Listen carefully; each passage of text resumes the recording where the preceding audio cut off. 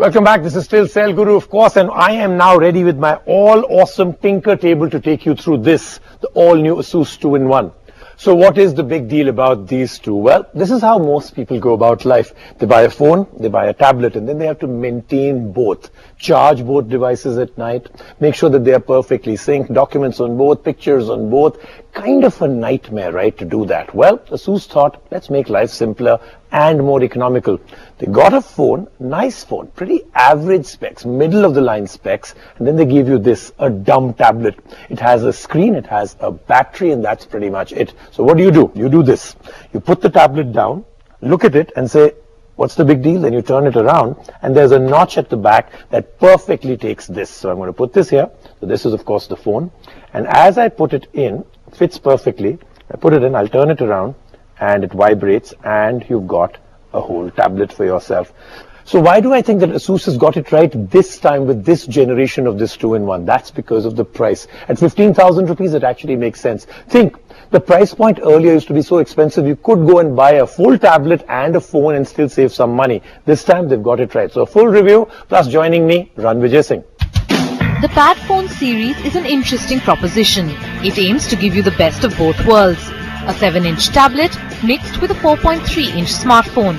The question is, does it succeed? And more importantly, is this a better proposition than a standalone tablet and smartphone? As you might have guessed from the description, the PadFone is actually two devices in one. A 4.3-inch smartphone that features a compact form factor that is easy to grip and hold, given its relatively small size compared to the other smartphones, is pocketable too. The phone features a metallic strip at the bottom of the display on the front, with 3 capacitive buttons on the top of the strip. A minor gripe here is that the buttons are not backlit. The 7-inch docking station houses a display on the front, a placeholder for the phone at the back, and a battery inside and an array of sensors on the front. The station itself is rather plainly designed, featuring an all-plastic body, but it is comfortable to hold. The tablet puts on a few pounds when the phone is docked in the back, but it is comfortable to operate. You don't want to be dropping this on its back though.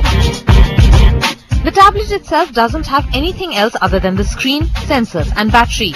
For horsepower, it relies on the phone which rocks an Intel Atom dual-core processor paired with 1 GB of RAM.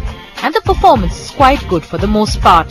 The processor has no trouble chomping through ASUS's customized skin on top of Android 4.4.2 KitKat. As far as skins go, this is not too bad.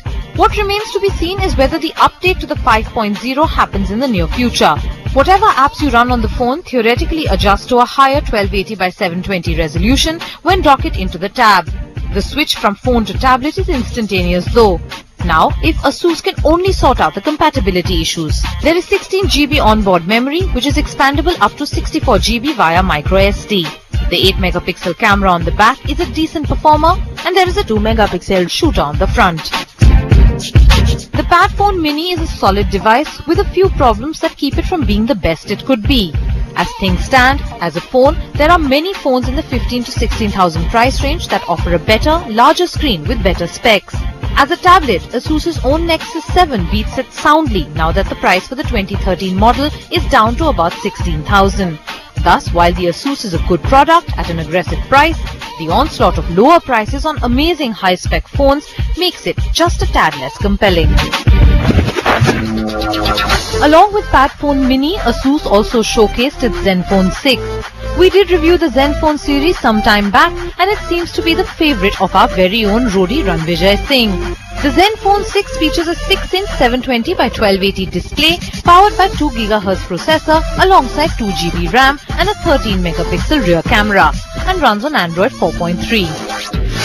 I promised to you in studio, we've got the man, the machine, slightly battered right now, but it is still Rannvijay, and we're going to find out from you what, ASUS has done very well with their new sub-brand ZenFone, right? I mean, they've really captured the market very well. So everybody's happy because you've got to get in a great product at a great price and give the competition a run for their money. It's great for the business, it's great for technology as a whole. So before this, I was not an Android user. So for me to come and I switch it on, I loved it from the word go because the display to start with is amazing. A lot of the features like like that, like taking a selfie, taking a picture. Here, a lot of times your fans want that one picture for you to tweet. You know how good they feel if you tweet somebody's picture. This is called my famous island question. Okay, so this is where you're going to be marooned on an island. There's nothing else except for the three things that you can carry with you. One is a device, one is something else that you cannot live without, and third is a person other than your wife. So, Jessica Alba is the person. Let's get it out of the way. One thing that the device that I'm going to take, like I told you, is the Zenfone 6. And one thing you can't live without. Rechargeable power back battery. Give me 5. I was about to say, device chalega kaise? Exactly, I knew it because I'll have my headphones and I'm like, keep recharging. Solar powered, rechargeable bank. And now it's time to go into retro territory with what I started off with, a